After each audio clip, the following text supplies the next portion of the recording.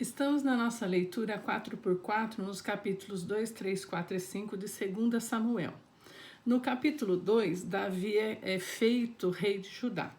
Mas Davi tinha um problema nesse reino dele, que eu vou chamar de vírus, né? Que era o vírus da vingança, do sentimento de ódio, de querer se vingar. Bom, como que é a história? Vou fazer um resumo aqui. O comandante do exército, Saul, tinha morrido, né? E Isbosete, seu filho, ficou no seu lugar. O comandante do exército de Isbosete era Abner. O comandante do exército de Davi, que era rei de Judá, era Joabe. No terceiro capítulo diz que eles ficaram em guerras por muito tempo. E aqui no finzinho do capítulo 2, a gente vê que os dois exércitos se confrontaram. A mim me parece que não era nenhuma guerra, parece que era uma competição para ver quem era melhor. E aí morreu muita gente. E nessa competição, Abner, que é do exército de Israel, do filho de Saul, mata Asael, que é irmão de Joabe, do comandante do exército de Davi. Bom, um dia, e essa guerra foi durando muito tempo, é isso que a Bíblia fala, né? E o exército de Davi foi se fortalecendo e o de Israel foi enfraquecendo. Um dia, Isbosete, que era o rei de Israel, ele fez uma acusação, me parece que falsa, contra o comandante dele, Abner, e Abner se revolta com Isbosete e procura Davi para fazer um acordo, né? Joabe fica sabendo desse acordo que Davi fez com Abner, ele fica muito revoltado com Davi. Sem falar com Davi, que era o rei dele, ele foi atrás de Abner e matou Abner. E Davi não sabia nada disso. E Davi talvez ficasse muito mal com o povo de Israel por Joabe ter feito isso. Depois que Abner morreu, os próprios oficiais de Isbosete, tá, que é do reino de Israel, eles armam, enquanto Isbosete está dormindo, eles vão lá e matam Isbosete. E vão correndo contar para Davi, achando que Davi ia achar isso muito bom. Só que Davi ficou muito revoltado com eles por eles terem feito isso e mandou matar esses oficiais que mataram Isbosete. E com isso tudo, Davi passa a ser rei, tanto de Israel quanto de Judá.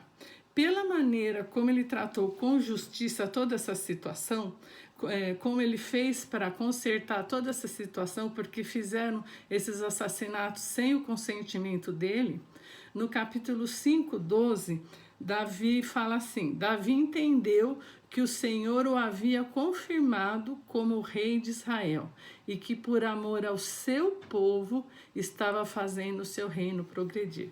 O que nós podemos ver é que Davi dependia totalmente de Deus e que Deus confirmava o reino dele. Bom, olhando para toda essa situação de mortes, de famílias enlutadas, de todos esses problemas, nós vamos lá para Romanos 8:28, que diz assim: todas as coisas cooperam para o bem daqueles que amam a Deus. Nós sabemos que Davi amava a Deus, embora ele fosse um pecador, tão pecador como nós somos, mas ele dependia totalmente de Deus. Quando ele se arrependia, ele confessava os seus pecados e se colocava diante de Deus realmente arrependido, né?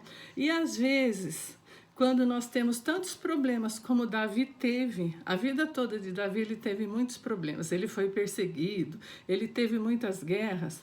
Às vezes, quando nós temos esses problemas, como nós temos agora, esse vírus no nosso meio, nós às vezes passamos a duvidar do amor de Deus. E pensamos assim: poderia um Deus que me ama deixar que esse vírus me contaminasse? Mas também eu podia perguntar: poderia um Deus que me ama deixar eu ficar sem emprego? Deixar eu passar fome? ou perder um casamento por causa de conflitos. Hoje as famílias estão trancadas em casa, nós temos visto nos noticiários que tem aumentado os conflitos de família, até espancamento tem ocorrendo. Bom, mas aí eu pergunto, também não seria certo eu perguntar para Deus, como o Senhor me ama, apesar do que eu sou?